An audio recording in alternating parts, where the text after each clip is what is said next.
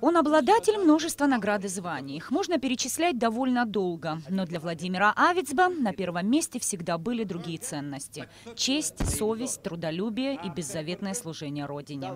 По меркам абхазских долгожителей, Владимир Авицба сейчас как раз находится в возрасте умудренного жизненным опытом мужчины, у которого впереди еще много успехов и достижений. В свои 80 юбиляр элегантен и импозантен. О возрасте говорит с улыбкой и уточняет: ни о чем в жизни не жалею, ничего не хотел бы изменить. Я ощущаю тоже себя очень хорошо, бодренький немножко, но возраст свой берет. Сейчас сказать, что все в порядке, я также себя чувствую, как 25 лет, неправда.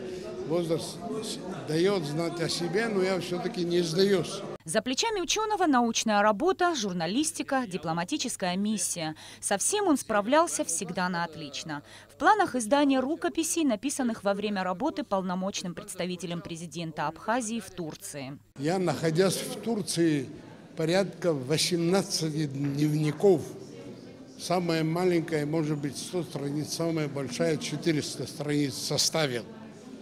Если сумею, я переработаю все вот эти дневники. Для ученых, фольклористов, этнографов, я думаю, если они с пользой это прочтут, даст большую пользу. Работу в институте юбиляр считает новой вехой в своей жизни. Здесь время течет по-другому, да и сама атмосфера очень уютная и семейная, признается Владимир Авицба.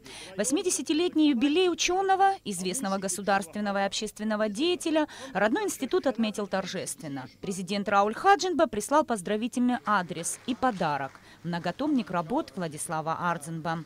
Пожелания долголетия нартов, дальнейших творческих и научных успехов слышны со всех сторон. Сам юбиляр уверен, нет такого понятия «время». Еще многое необходимо сделать, изучить, написать. Сил хватает, хоть здоровье иногда и подводит. А про возраст, свои законные 80, вспоминает лишь изредка, заглядывая в паспорт.